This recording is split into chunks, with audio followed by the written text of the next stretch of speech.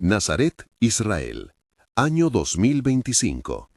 En la sala de exposición del Museo Arqueológico local, el aire parecía comprimido, como si toda la casa contuviera la respiración de quienes miraban vitrinas y vitrinas.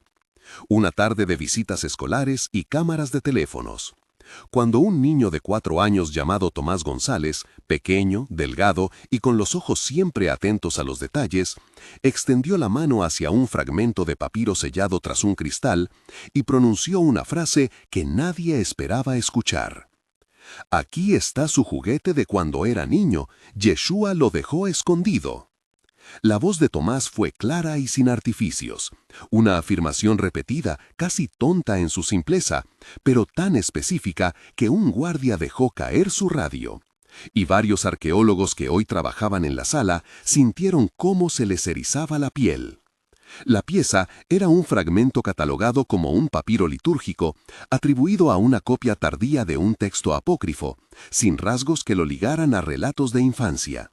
Sin embargo, Tomás señaló con su dedito marcado por una mancha de tizas y dijo otra vez: «Hay dibujos de juegos y alguien escribió nombres que no son como los que cuentan». La directora del museo intentó mantener el protocolo. Los visitantes murmuraron y una cámara grabó el instante en que la infencia pareció interrumpir la disciplina académica. Lo que sucedía en esos segundos prometía alterar cómo se contaban historias antiguas, porque las palabras del niño abrían una posibilidad que combinaba iconografía, texto y memoria humana de una forma inesperada. La promesa era simple y peligrosa. Si había verdad en lo que decía, la historia conocida de la niñez de Yeshua o Jesús tendría que ser revisada con ciencia, con sensibilidad y con respeto.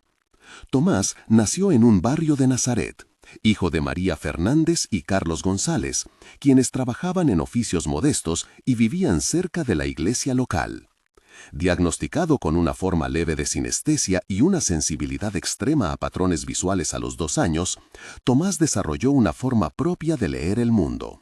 Su infancia fue de observar con paciencia, de recoger fragmentos de vidrio de colores, piedras con estrías y papel con letras borrosas. Su madre, María, notó que su hijo no aprendía a hablar con rapidez, pero que reconocía secuencias, repeticiones y símbolos con una precisión asombrosa. A los 3 años, durante la celebración del pueblo, Tomás se quedó horas frente a una reliquia que mostraba iconografía infantil y después dibujó, sin que nadie le pidiera, una serie de triángulos y líneas que, más tarde, un conservador llamó un mapa iconográfico. Su abuela paterna, Elena Varela, que trabajaba como conservadora en un pequeño taller privado antes de jubilarse, le enseñó a no temer a los objetos viejos. Los días de Tomás estaban hechos de patrones. La disposición de las plantas en el patio, las líneas en las baldosas, la música de las campanas y la forma en que la luz caía sobre las figuras talladas. Sus padres lo protegieron y, sin proponérselo, lo expusieron a libros ilustrados de iconografía cristiana, mosaicos de la región y visitas esporádicas al Museo Nacional. Esa mezcla de talento sensorial y exposición temprana justificó que, cuando su madre lo llevó al Museo Arqueológico por una actividad escolar, tuviera la insolencia de tocar, señalar y, sobre todo, nombrar lo que veía. La historia íntima de Tomás servía para explicar por qué un niño de 4 años, casi sin educación formal, pudo advertir relaciones visuales y textuales que expertos no habían leído como unidad. No se trataba de un don místico aislado, sino de una concatenación de circunstancias que incluían genética, práctica y una curiosidad cotidiana que nadie supo contener. Sus padres, temerosos de la atención pero también orgullosos, firmaron documentos de autorización aquella misma tarde para que los especialistas pudieran registrar cada palabra del niño y cada trazo que hiciera en su libreta. La pieza señalada por Tomás fue trasladada a una mesa de trabajo con luz regulada, guantes y una etiqueta que había pasado por manos de catalogadores varias veces. El papiro, descrito como un fragmento de pergamino manchado y doblado, mostraba trazos en copto y en arameo, mezcla que, de entrada, confundía a los especialistas. En la sala estuvieron el doctor Ana Ruiz, arqueóloga del Museo Nacional, la doctora Sophie Martel, conservadora invitada desde la Sorbonne, el profesor profesor Luis Calderón de la Universidad de Salamanca y el conservador jubilado que había observado al niño, Elena Varela. También llegaron el guardián Mateo Ríos y el periodista local Daniel Pérez. Las primeras traducciones fueron torpes, entre susurros, lápices que hacían surcos, cámaras que captaban la tinta casi invisible y la respiración contenida de un grupo que no esperaba que una línea infantil provocara tanto movimiento. La secuencia de frases que Tomás aportó fue: dibujos de pelotas, tablero de panes, Yeshura y su amigo escondían una piedra, y la repetición de esa secuencia obligó a tomar notas y a encender grabadoras. ¿Estás seguro de que dijo amigo?, preguntó Ana. Sí, dijo amigo, y señaló el dibujo, respondió María. No puede ser, murmuró Luis. Quizá es coincidencia, dijo Sophie, mientras pasaba la luz fría por el pergamino. Pero mire este trazo, dijo Elena, tocando con guantes y señalando una línea casi borrada. Es consistente con escritura infantil ilustrativa, no con añadidos tardíos. El periodista Daniel, con la grabadora a 1 centímetro, repitió la frase. Tomás miró el papiro y dijo en voz baja: su muñeco tiene nombre. Nadie supo qué nombre era ese, pero la inquietud creció. El olor a polvo antiguo se mezcló con el leve aroma a goma de los guantes, con el sonido metálico de las pinzas, con la fría luz blanca que caía sobre la pieza, con el tacto controlado del papel y con el sabor amargo de un café tomado a medias por los presentes. La cámara de seguridad captó, en un segundo plano, a un visitante que lloró sin ruido. Fue en ese momento cuando la directora solicitó una pausa de protocolo para convocar a un comité de verificación. Se inició así la primera traducción pública y la primera grieta en la certeza académica de la sala. Los archivos fueron digitalizados, se hicieron fotografías multiespectrales, se tomaron muestras mínimas para análisis y el rumor se escapó por las puertas del museo hacia la ciudad. Tenemos que hacer pruebas antes de cualquier afirmación, dijo el profesor Luis con voz firme. Si esto se confirma, las implicaciones son enormes, añadió la doctora Sophie. Espera, interrumpió el guardián Mateo. El niño ha repetido varias veces la misma frase. No es algo que alguien le haya susurrado. Entonces grabamos una vez más, pidió Ana. Tomás, ¿puedes decir otra vez lo de la piedra?, preguntó Ana. La piedra es la piedra del juego, dijo Tomás, y señaló el fragmento con la punta del lápiz que le ofrecieron. ¿Qué piedra?, preguntó Daniel con la voz cargada. La que se guardaba en el bolsillo, dijo el niño. ¿En el bolsillo?, preguntó María casi sin aire. Sí, en un bolsillo pequeño, como los de las telas de casa, contestó Tomás. Esto suena ridículo, exclamó un asistente técnico, pero suena coherente. Coherente pero no suficiente, dijo Luis. Necesitamos datación, necesitamos contexto arqueológico y sobre todo criterios externos, afirmó Sophie. Debemos ir lento, dijo Elena, recordando viejos protocolos. Lento sí, pero sin detener la investigación, dijo Ana firmemente. Llamen a la Universidad Hebraica y a Oxford, pidió el director. Contactos listos, dijo Mateo mientras marcaba números. Y el Vaticano debe saber, murmuró alguien en voz baja. No sin consultas previas, replicó Luis. La cámara siguió registrando, el eco en las paredes, el olor a papel viejo y a aceite de linterna, el tacto del frío del cristal donde el niño apoyó la mano, el brillo canoso del polvo flotando en el aire. Aquella sala, que la mañana había sido tranquila, se transformó en el centro de una investigación que pronto tendría cámaras, cartas oficiales y llamadas internacionales. Un comité científico se reunió en la sala de conferencias del museo para debatir protocolos, permisos y la posibilidad de examinar con mayor profundidad.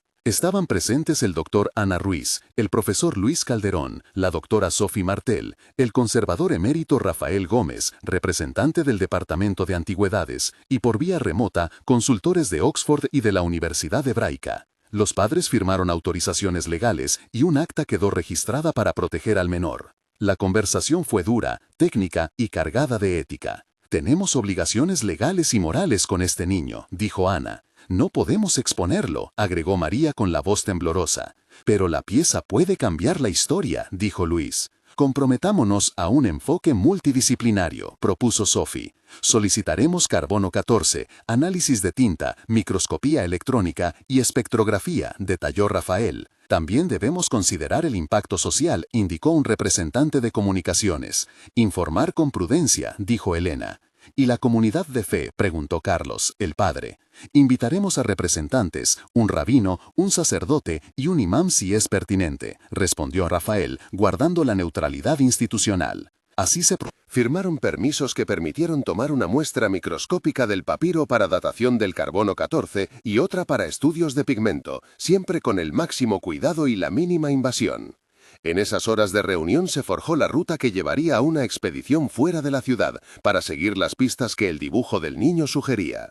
La expedición se organizó en menos de una semana. Un equipo pequeño, compuesto por Ana, Luis, Sophie, Elena y 2 técnicos, se desplazó hacia un olivar fuera de Nazaret, por indicación de un mapa iconográfico que Tomás había garabateado.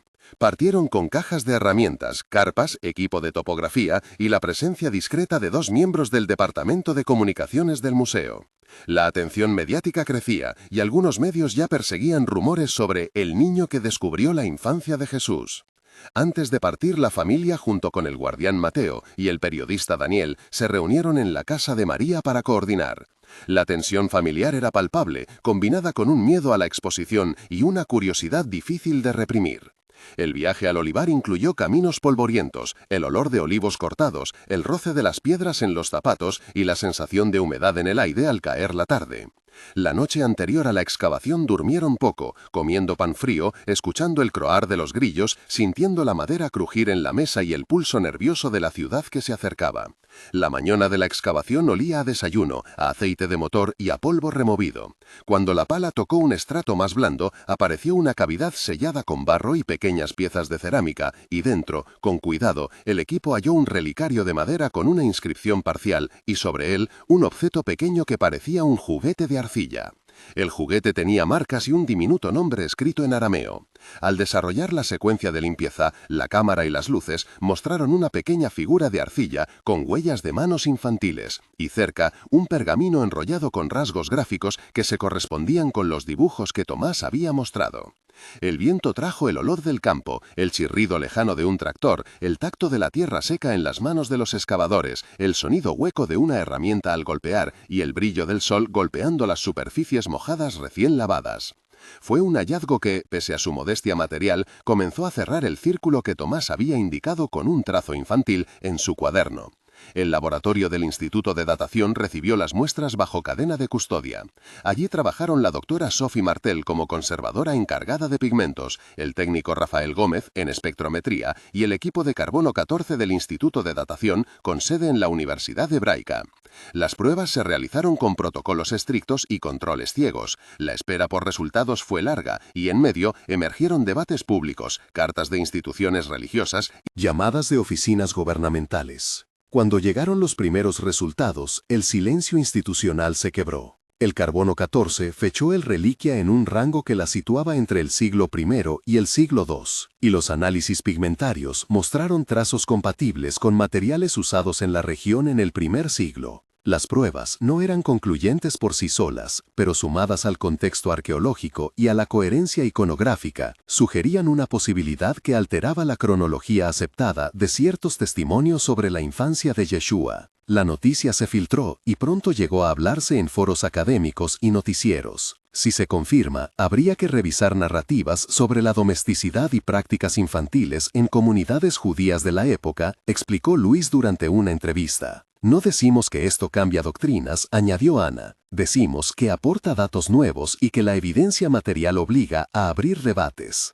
En ese momento surgió un primer momento de tensión interno, una pausa en la que cada científico, cada curador y cada familiar tuvo que decidir entre prudencia y la urgencia de la verdad. La tensión se sintió en la garganta, en la sequedad de la boca, en la mirada huidiza de Tomás, que no comprendía la magnitud de lo que había provocado. Mediante una ralentización consciente, la primera de las pasiones internas se hizo visible en la mente de Ana. Los sonidos de la sala parecieron adelgazar hasta centrarse en el latido de su reloj, en el roce de la bata, en una nota de café que persistía en la mesa, en la humedad que subía por la ventana y en la ligera vibración que dejó su móvil al recibir mensajes. Pensó en su propia infancia recogiendo conchas junto al mar y en cómo a veces la memoria estaba hecha de objetos pequeños que luego explicaban historias mayores. Recordó la responsabilidad de no transformar una posible pista en sensacionalismo y se obligó a seguir los protocolos que la ciencia le había enseñado. Fue un momento de decisión que duró quizás 15 segundos, pero que se asentó como un hito para su conducta en las semanas siguientes, una memoria que la empujó a documentar, a resguardar y a dialogar con comunidades. Esa pausa interior fue más elocuente que cualquier declaración pública y determinó la forma en que el equipo afrontaría la presión mediática y el escrutinio institucional. La divulgación del hallazgo provocó reacciones rápidas en comunidades de fe, autoridades y medios. Se recibieron cartas del arzobispado local, comunicados del Consejo Rabínico y llamadas de la Oficina de Culto del Ministerio de Cultura. El padre Miguel Ortega, del santuario de la ciudad, pidió cautela y ofreció un diálogo abierto. El rabino David Benari manifestó respeto por la investigación y pidió que se consideraran implicaciones litúrgicas y culturales. Algunas voces conservadoras criticaron la exposición mediática, mientras que activistas laicos exigieron transparencia. En la plaza frente al museo surgieron manifestaciones en favor de la preservación del hallazgo y en contra de su uso político. Entre las cartas formales, hubo una enviada por el ministro de Cultura Rafael Gómez solicitando que las pruebas fueran compartidas con comisiones internacionales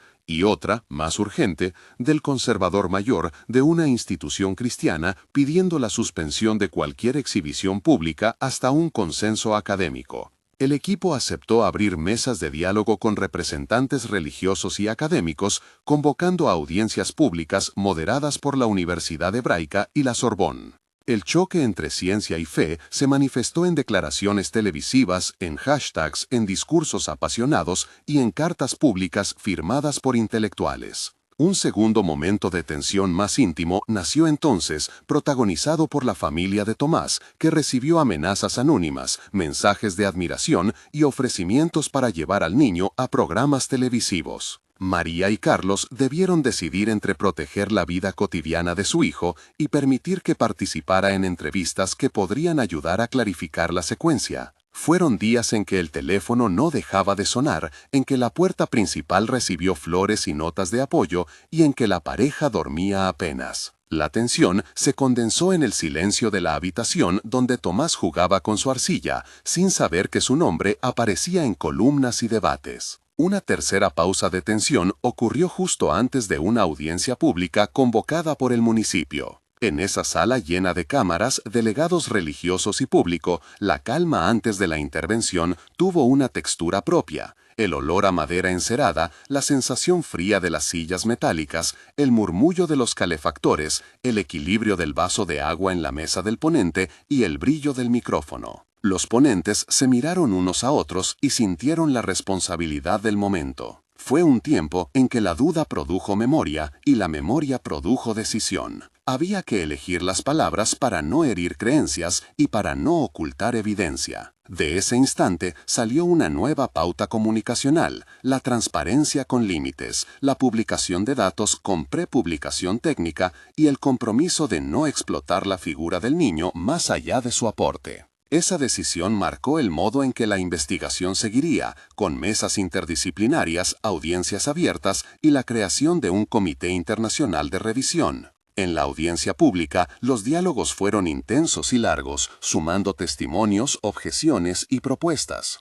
Hubo también una escena de confrontación en la cual representantes religiosos dialogaron con científicos en un intercambio de frases que mostró la complejidad de la situación. No venimos a negar, venimos a comprender, dijo el padre Miguel. La evidencia es un dato, no una sentencia, dijo la doctora Sofía. Pero la interpretación afecta creencias, contestó el rabino David. Eso lo sabemos, dijo Luis. Por eso proponemos mesas de trabajo conjuntas, añadió Ana. Necesitamos criterios compartidos, dijo Rafael. Y proteger al niño, recalcó María. La protección será prioridad, aseguró el ministro Rafael con voz grave. No permitiremos manipulación, dijo Elena. Ni sensacionalismo, respondió el periodista Daniel. Queremos claridad, exigió un representante laico. Ofreceremos informes técnicos, prometió Sofía, y textos divulgativos respetuosos, añadió Ana. Eso no calmará a todos, advirtió Luis. Pero es un comienzo, concluyó Miguel. Fue una sesión de preguntas y respuestas en la que las voces se entrelazaron, en la cual la ciencia ofreció datos y la fe ofreció contexto, y en la cual la ciudadanía miró con atención. La figura del niño se mantuvo en segundo plano, protegida por acuerdos legales y por la voluntad de su familia. A un mes de los hechos, la vida cotidiana había cambiado en detalles reconocibles. Tomás seguía yendo al parque con su madre, pero ahora los paseos incluían encuentros con asistentes sociales y visitas controladas a expertos. La prensa seguía activa, pero las entrevistas serias habían empezado a filtrar la información técnica y a destacar la prudencia científica. El equipo publicaba informes preliminares con imágenes multiespectrales y los nombres de Ana Ruiz, Luis Calderón, Sophie Martel, Elena Varela, Mateo Ríos y Daniel Pérez aparecían en notas que trataban de ser responsables. La familia recibió apoyo de la comunidad local y un fondo de becas se creó para garantizar la educación de Tomás. Algunos vecinos miraban con curiosidad, otros con orgullo.